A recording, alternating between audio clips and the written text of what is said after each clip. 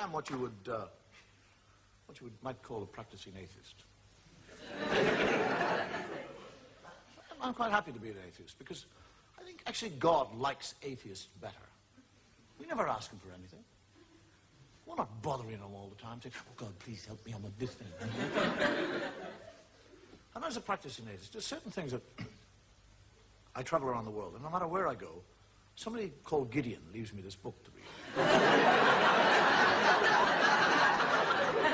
It's an Irish book because it says it all began at the beginning.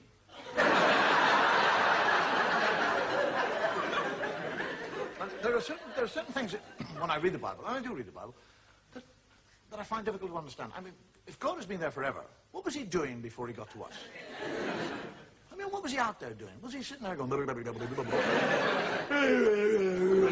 today, what'll I do? And then suddenly from nowhere, he suddenly decided to create a world. I'll make a world, that's what. Make a world, yes, that's what I'll do. Rivers, seas, boom, mountains. Boom, everything's there. I want a garden. I'd like a nice garden. Whack! Gardening. Hate gardening. Need a garden. Ah, gardener, spit and dust. Adam. Hey! And he, Adam, never once says, where in the name of God did I come from? I mean, he's 40 years of age. He has no child and he has no recall. He doesn't say, how did I get here?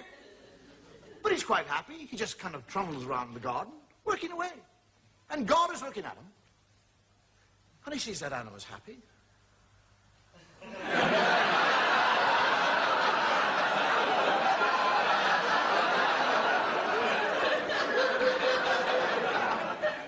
I didn't put him there to be happy. I'll put a stop to that.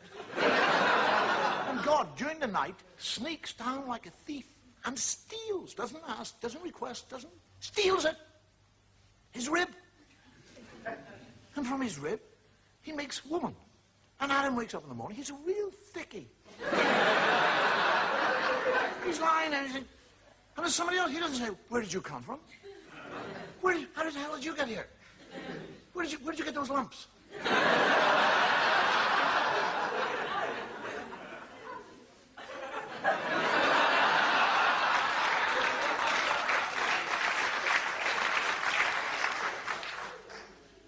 Just goes out and goes gardening. And God comes down and has a conversation with Eve and tells her that she can eat of any fruit in the tree in the whole garden with the exception of one fruit tree. He's talking to a woman. He actually tells her not to eat of the fruit. And then when she said, which tree can I eat? He said, that one over there. He points it out to her.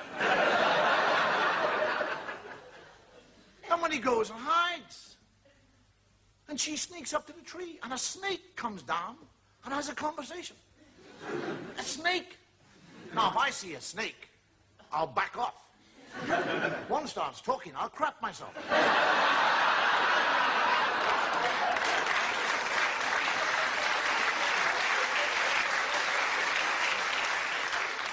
And the snake actually convinces her to eat the apple. And she eats the apple. And when she eats the apple, she learns shame. That's what happens when you eat apples. Now, she's not ashamed that she's disobeyed God or that she's eaten the apple. She's ashamed of one part of her body. That's all. She becomes ashamed of that area of the body. Now, why that area? Why not her elbow? Her nose. Do you actually realize that if Eve had been ashamed of her nose, every woman in the world now would be ashamed of your noses? You'd all be sitting here tonight with little nose knickers on.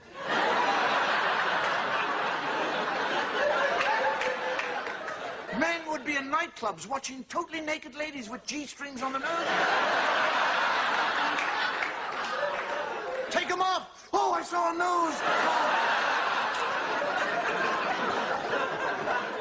And this is the book. This is the book that you'll go into court and place your hand upon. And swear to tell the truth, the whole